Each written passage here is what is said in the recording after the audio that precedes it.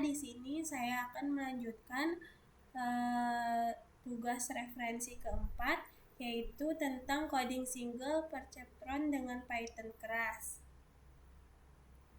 Selanjutnya ada persiapan data pemodelan logika AND.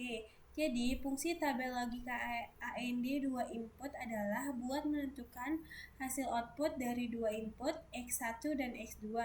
Pada logika AND, output Y cuman bernilai 1 kalau input sama-sama 1. Kemudian, kalau ada salah satu input bernilai 0, maka hasilnya tetap 0. Jadi intinya logika AND itu kayak syarat harus terpenuhi semuanya dulu baru hasil aktif, misalnya kayak lampu yang nyala kalau dua saklar ditekan bersamaan. Selanjutnya itu adalah persiapan data dan pengelola logika AND. Yang selanjutnya itu adalah fungsi codingan tersebut adalah untuk model machine learning sederhana yang bisa belajar dari data input lalu menghasilkan prediksi output. Model tersebut menggunakan neural network dengan 2 input dan 1 output. DEX berfungsi sebagai neuron yang menerima data input lalu memprosesnya menjadi hasil output.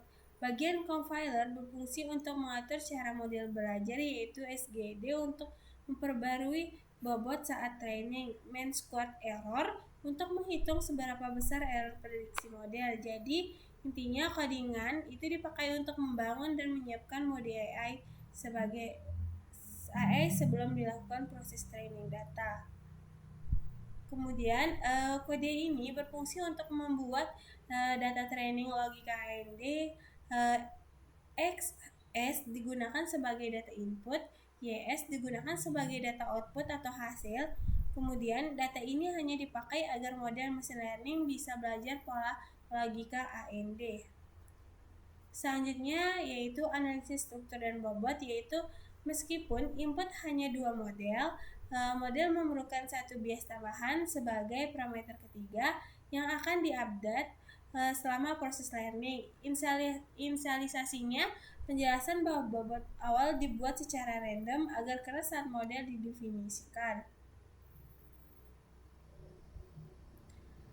Kemudian selanjutnya itu adalah proses training. Jadi latihan model dilakukan sebanyak 100 epoch.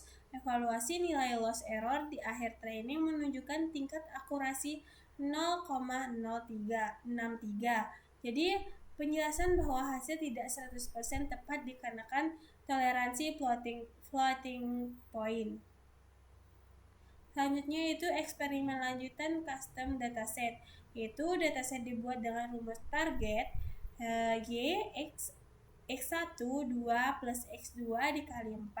Proses model dilatih dengan 1000 epoch menggunakan optimizer SGD. Hasil model berhasil mendekati target. Contoh input 13 menghasilkan prediksi 14,169 target. Kesimpulan, model mampu menemukan bobot yang sesuai, W1 mendekati 2 dan W2 mendekati 4, membuktikan kemampuan update bobot pada perseptron.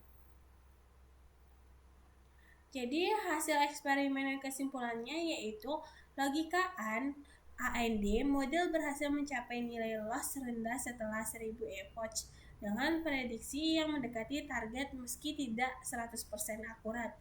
Dataset custom model berhasil mempelajari bobot linear W1 sama dengan 2, W2 sama dengan 4 dengan sangat akurat. Contoh input 1,3 menghasilkan prediksi 14,169 target 14. Kemudian kesimpulannya, efektivitas single perseptron terbukti mampu melakukan pembelajaran update bobot untuk memetakan pola linear. Keterbatasan karena model sangat sederhana, disarankan menggunakan multi-layer perseptron untuk data yang lebih kompleks.